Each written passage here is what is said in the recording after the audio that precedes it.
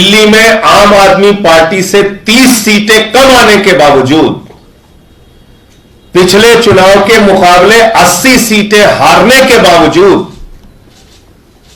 Bharatiya Janata party अपने गंदे खेल के ऊपर उतर आई है। वही कारनामा विधायकों की खरीद फरोख्त का जो उन्होंने महाराष्ट्र में, अरुणाचल में, उत्तराखंड में, मध्य प्रदेश में, कर्नाटक में किया, गोवा में किया, गुजरात में किया, वही खरीद फरोख्त का फार्मूला, वही खोका खोका का फार्मूला उन्होंने दिल्ली में शुरू कर दिया है। एमसीडी के पार्षदों को प्रलोभन देने का काम, धमकाने का काम दिल्ली के अंदर उन्होंने शुरू कर दिया। और मैं तो पहले दिन से कह रहा हूं कि भारतीय जनता पार्टी इतनी बेशर्म पार्टी है कि 30 सीटें कम होने के बावजूद कह रही है मेयर उनका होगा। लेकिन ये आम आदमी पार्टी के चुने हुए पार्षद हैं, पूरी निष्ठा और ईमानदारी के साथ अरविंद केजरीवाल जी के नेतृत्व में उनके साथ खड़े हैं और इनके इस तरह के तमाम कारनामों को हमारे पार्षद समय समय पर उजागर करते रहेंगे। मैं मांग करूंगा दिल्ली के पुलिस कमिश्नर से कि इन तमाम लोगों की गिरफ्तारी की जाए, इनको जेल में डाला जाए। जो लोकतंत्र की हत्या करने का, पार्षदों की खरीद फरोख्त करने का, जनादेश का अपमान करने का प्रयास पैसे और धमकी के माध्यम से दिल्ली के अंदर कर चुके हैं, शुरू कर चुके हैं। हमारे बीच में डॉक्टर रोनाक्षी शर्मा जी हैं जो 188 वार्ड से पार्षद हैं। हमारे बीच में अरुण नावरिया जी हैं जो 166 वार्ड से पार्षद है। ज्योति जी हैं जो 207 नंबर वार्ड से पार्षद हैं। अब ये लोग अपनी अपनी कहानी, अपनी अपनी जो इनके साथ घटित हुआ वो आपको बताएंगे कि किस तरीके से इनको अप्रोच किया गया, किस तरीके से इनको धमकाया गया। एक योगेंद्र नाम का व्यक्ति वो शर्मा जी को फोन करता है और कहता है कि भारतीय जनता पार्टी के प्रदेश अध्यक्ष आदेश गुप्ता जी बात करेंगे। और आदेश गुप्ता जी और भारतीय जनता पार्टी के लोग बाकायदा 100 करोड़ के बजट का जिक्र कर रहे हैं। कह रहे हैं एमसीडी में खरीद फरोख्त करने के लिए 100 करोड़ का बजट है हमारे पास। और ये 100 करोड़ का बजट तो मात्र 10 पार्षदों को खरीदने के लिए है। यानी कि एक पार्षद को खरीदने के लिए 10 खोखा भारतीय खोखा पार्टी ने निर्धारित किया है। तो मैं चाहूंगा पहले आप अपनी बात रखेंगे, उसके बाद अरुण नावरिया और इनके कार्यकर्ताओं को किस तरीके से धमकाया जा रहा है वो भी अपनी बात रखेंगे, और किस तरीके से ज्योति जी को अप्रोच किया गया और उनके साथ भी यही हथकंडा अपनाने का प्रयास किया गया, वो भी अपनी बात रखेंगे।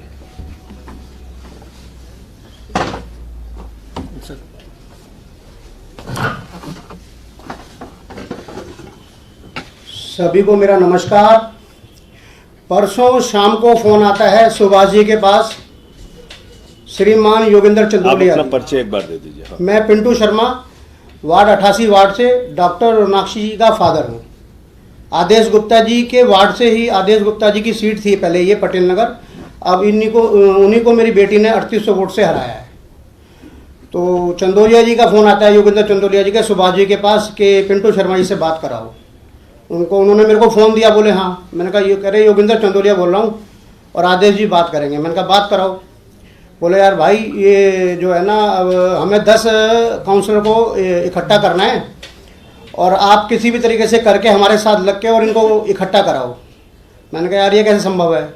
बोले 2-2 करोड़ रुपए का बजट है। मैंने कहा यार ये तो आप बहुत कम लगा रहे हो। बोले तो एक काम करो फिर 3 कर लेते हैं। मैंने कहा नहीं ये भी कम है। बोलो जी 5 कर लेते हैं तो आप देख लो। मैंने कहा यार आप तो बहुत कम लगा रहे हो। बोले आपका बजट 10 करोड़ और 10 का भी 10-10 करोड़ आप जितने देने चाहो उतने दे दो। मैंने कहा अच्छा भाई। मैंने कहा आदेश गुप्ता जी आपने ना गलत कॉल की है। हम अरविंद केजरीवाल जी के सिपाही हैं, पैसों से बिकने वाले नहीं हैं। ये कह के मैंने फ़ोन काट दिया उनका।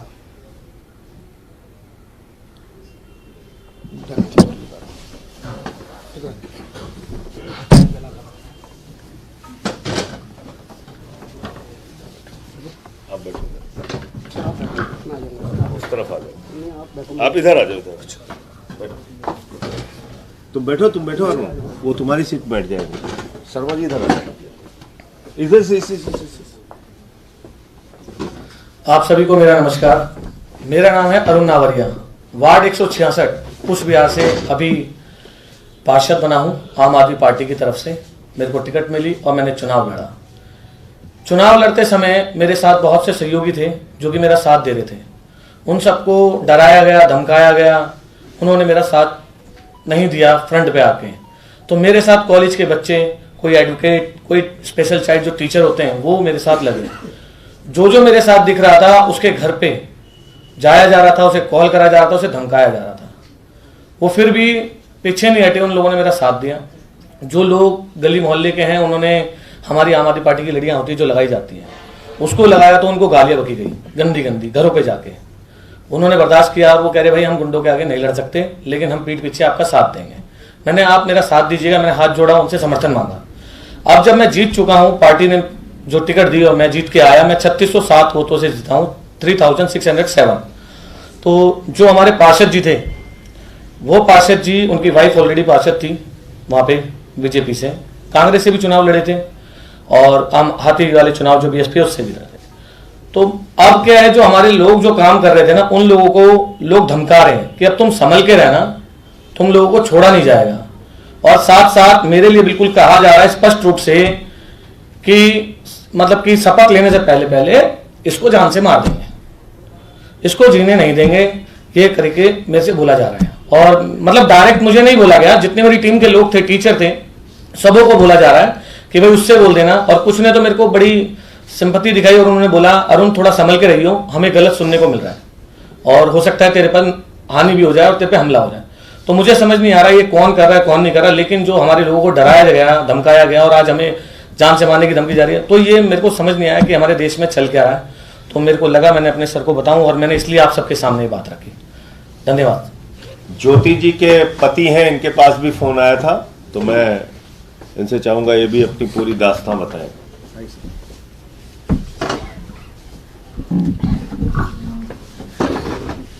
नमस्कार साथियों, मेरे पास कल रात को एक आदमी आया, मेरा दोस्त ही है खास। उसने कहा भाई तेरे से 1 मिनट साइड में बात करनी है। मैंने भाई बता क्या बात करनी है। उसने कहा तेरे लिए एक ऑफर आया मेरे पास बीजेपी की तरफ से, आपको क्रॉस वोटिंग करनी है और आपको इस काम के लिए 50 लाख रुपए मिलेंगे। मैंने भाई तो गलत रास्ता खटखटा रहा है, हम बिकने वाले खिलाड़ी नहीं हैं। कह रहा देख ले एक बार, क्रॉस वोटिंग करने में पता नहीं चलता किसने किसको वोटिंग करी है, कोई पता नहीं चलता सदन में आप किसको वोट कर रहे हो, कोई पता नहीं कर पाएगा किसको वोट किया है। तो एक बार सोच ले और हमें कल तक बता दे तो क्या करना चाहता है, तो हम तेरे पास आ जाएंगे। और तेरी डिमांड ज़्यादा है तो वही बता दियो, एक बार विचार कर ले। तो मैंने अपनी पार्टी को बताया कल रात को ही कि ऐसे फ़ोन आया, तो आज इसके लिए आपके सामने हमने अपनी बात रखी है। धन्यवाद। आपका नाम क्या? मेरा सुभाष चंदाना, 207 वार्ड से, विश्वास नगर। ज्योति जी पार्षद है, 207 वार्ड, विश्वास नगर, विश्वास नगर। सुभाष इधर आ जाओ, इधर आ जाओ। ये ज्योति के हस्बैंड है, कुर्सी उनकी इधर लगा। गला बैठा हुआ। हाँ नहीं।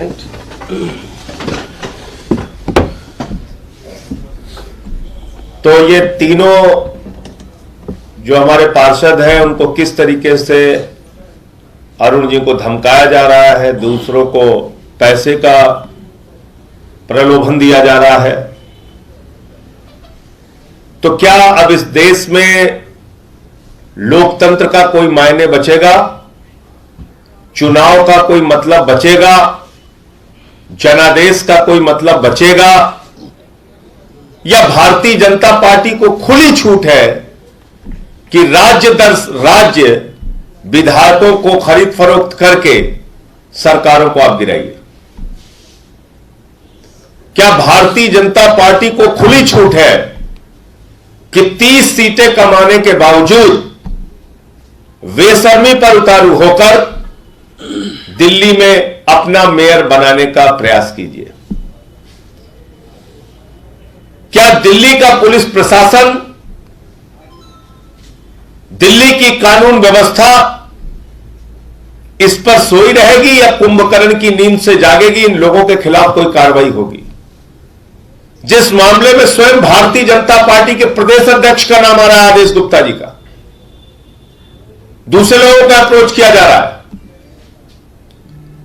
मैं मांग करता हूं ऐसे तमाम लोगों को गिरफ्तार करके इनको जेल में डाला जाए और दिल्ली के अंदर यह घिनौना खेल, खरीद फरोख्त का खेल, यह भारतीय खोखा पार्टी का खेल, इसको बंद किया जाए। और मैं तो कहता हूं भारत के चुनाव आयोग को भी इसमें हस्तक्षेप करना चाहिए। आप निर्वाचन कराते हैं, जो लोग अलग अलग दलों से चुन के आते हैं उनको कोई भी डरा के, धमका के, बंदूक दिखा के, गाली गलौज करके, पैसे का प्रलोभन दे के, खरीद के, तोड़ के सरकारें जिसकी चाहे बन जाए, इस पे चुनाव आयोग की कोई जिम्मेदारी नहीं बनती। भारत की सरकार तो मान लीजिए भारतीय जनता पार्टी की है, वो तो अपने हिसाब से काम करेंगे, उनको तो यही धंधा करना है। वो एक किडनैपिंग गैंग बन गया है बीजेपी, विधायकों के, पार्षदों के किडनैपिंग का एक गैंग बन गया है भारतीय जनता पार्टी, तो वो तो करेंगे ये काम। लेकिन क्या भारत का निर्वाचन आयोग, चुनाव आयोग भी इस ओर ध्यान देगा? वरना चुनाव का क्या मतलब रह जाएगा और जो अलग अलग दलों से लोग जीतते हैं उसका क्या मतलब रहेगा फिर? बहुत बहुत धन्यवाद। सर एक सवाल है, बीजेपी ने प्रेस कॉन्फ्रेंस की है और उनके प्रेस कॉन्फ्रेंस में मोनिका है जो भी जीती है वहां से, उनका ये कहना है कि शिखा गर्ग आपकी कार्यकर्ता है, नेता है, श्रुति गुप्ता जी के साथ रहती है, उनका सीसीटीवी जारी किया है कि वो घर पर गई और उन्होंने ऑफर दिया है, और बीजेपी ये कह रही है कि ऑपरेशन झाड़ू आप लोग भी चला रहे हैं। देखो, ऐसा है कि मैंने कहा तो कि भारतीय खोखा पार्टी वाले जो लोग हैं उनका दिमाग खाली इन्हीं बातों में लगा हुआ है कि दिल्ली में कैसे, आप सोचे ना, वो तो आधिकारिक रूप से कह चुके हैं 30 सीटें कम होने के बावजूद, वो तो मीडिया में उनका जो आईटी सेल का हेड है उसने ट्वीट करके इनके प्रदेश अध्यक्ष बेशर्मी के साथ, ये लोग तो कैमरे पे बोल चुके हैं कि हम मेयर अपना बनाएंगे। तो कोई उनसे पूछे कि जब तुम 30 सीटें कम हो आम आदमी पार्टी से तो मेयर अपना कैसे बनाओगे? क्या धंधा है तुम्हारा? कौन सा काम करने जा रहे हो तुम? कौन सा घिनौना खेल खेलने जा रहे हो तुम? तो बीजेपी तो आधिकारिक रूप से कैमरे पे बोल चुकी है हारने के बावजूद। धन्यवाद। 4 बजे एसीबी में शिकायत दर्ज करेंगे, 4 बजे एसीबी में वो शिकायत करेंगे। उन्होंने आरोप, जो आप आरोप उन पर लगा रहे हैं वही आरोप आप पर लगा रहे हैं, उन्होंने सीसीटीवी भी पेश किया है। तो ये एक तरफ आप भी आरोप लगा रहे हैं, वो भी आरोप लगा रहे हैं आपके पास। हमारे पास जो फोन वगैरह आए, हम भी अभी पार्टी के अंदर चर्चा करके आगे क्या कानूनी कार्रवाई करनी है वो उस पर हम लोग भी काम करेंगे। वहीं कांग्रेस के भी पार्षद कल शामिल हुए थे, वो दोबारा कांग्रेस में चले गए, रात को बयान भी जारी किया अली मेहंदी ने। इसे आप किस तरह से देख रहे हैं घटनाक्रम? उनका बयान मैंने सुना और उसमें उन्होंने ये बात कही है कि मैं इस कारण से गया था कि अरविंद केजरीवाल जी के साथ जो मिलकर अपने क्षेत्र का काम करेंगे, बाकी अब उनके दल के लोगों ने उन पे संपर्क किया होगा, फिर वो है उनके साथ। यही आरोप लगा रही है। कल दुर्गेश जी भी कह रहे थे कि हम सबका स्वागत कर रहे हैं, आप भी हमारे से ज्वाइन करिए, बीजेपी के, कांग्रेस के भी आइए। तो अगर वो जा रहे हैं, आ रहे हैं, तो फिर दिक्कत क्या हो रही है? भैया, कौन सा दल है मशहूर? कौन सा दल है मशहूर देश भर में भारतीय खोखा पार्टी के रूप में? कौन सा दल है जो विधायकों का अपहरण करता है, सरकारों को गिराता है?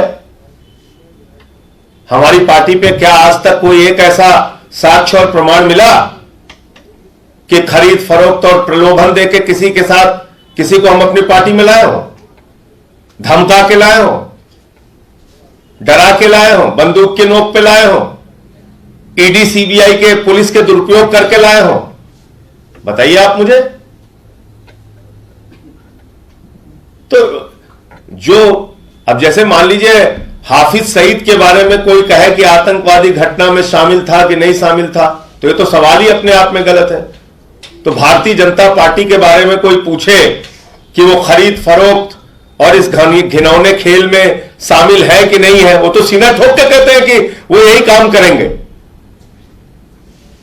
वो तो सीना ठोक के बोलते हैं कि मेयर हमारा होगा, भले ही हम 30 सीटें कम है आम आदमी पार्टी से, भले ही हम पिछली बार की तुलना में 80 सीटें हारे हैं, लेकिन ठोक के कहते हैं हमारा मेयर होगा। तो कैसे कह रहे हैं भाई?